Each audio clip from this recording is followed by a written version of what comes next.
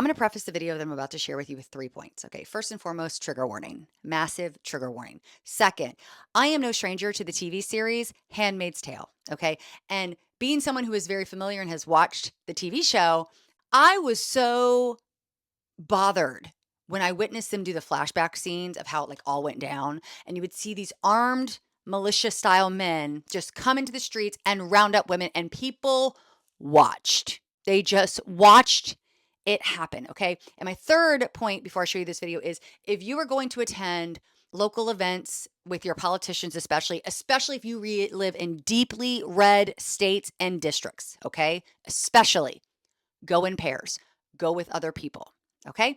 So yesterday in Idaho, there was a town hall hosted by Kootenai County Republican Central Committee. I don't know if I'm saying that right, but basically there was Republican state legislators that were on the stage, and attendees who are constituents were voicing their concerns of the possible repeal of the Medicaid expansion and other bills working their way through the Idaho legislature. And after making remarks from the audience to several of the legislative members on stage, a woman by the name of Teresa Boren Pohe of Post Falls was asked to leave. And this is what transpired. Voice and a big microphone. And I can talk over all of you. And I can really, I can just talk for on and on and on. And look at this. This little girl is afraid to leave. She spoke up. And now she doesn't want to suffer the consequences. Okay, I'm going to pause. The man speaking right now is apparently a voice actor who is also a big MAGA fan. And he is referring to this grown woman as this little girl doesn't want to leave now. She spoke up, but now she doesn't want to leave. She's there because she wants to speak to her legislator. So, yeah, she doesn't want to leave. So, just want you to keep in mind of the man in the background. And again, it's this guy referencing this grown woman as a girl, and then mentions how she was zip tied and arrested. We'll get there. That is shameful. I think what we've got right now is a situation where these folks are trying to filibuster and shut this whole program down. Unfortunately, they're being successful. So all of you who came here to hear the legislators, I applaud you for sitting there and quietly listening. I promise we will get back to you. In the meantime, we've just got to be a little aggressive with some of these folks here. No, I shouldn't be rude. I should be allowed to cry and yell and scream. I should be allowed to interrupt. Don't touch her. This is Sheriff Norris. This gentleman is assaulting you.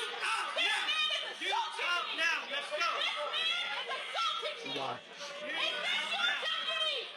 Is this your deputy?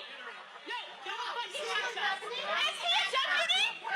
He's our deputy. Who the fuck are these men? How about that? Hey, hey.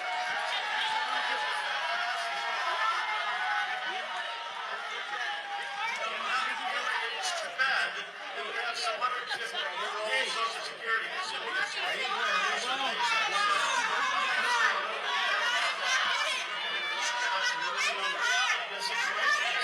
we know that government has been mismanaging funds.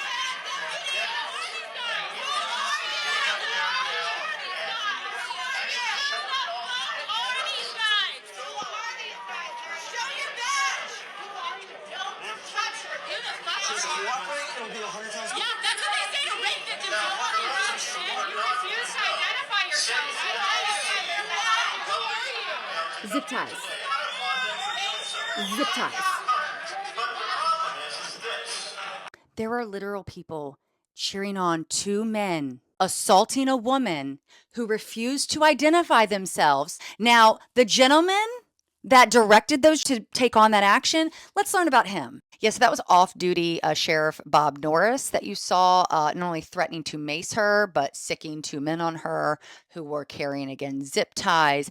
Now, apparently, according to this news article, this woman was charged with trespassing and battery. Now, I don't know about you, but that video was pretty clear that she was not the one doing the battery. Okay. And it does appear that the police officers that were reached out to for interview stated that while she was initially cited with battery, that is now under review as they gather more information and video from witnesses. Here's my problem. She was legally within the rights of her First Amendment.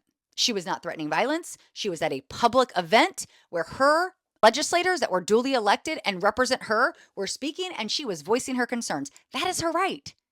And the problem is that any person in that room, no matter where they land politically, have that same right. So the people cheering on her being assaulted publicly by two men that did not identify themselves, that we have no confirmation are any part of a police or sheriff department, that could be you. If you start to realize and go, oh my God, this government is literally coming after me and I didn't realize it and I voted for it, and you do what she did, that could be you.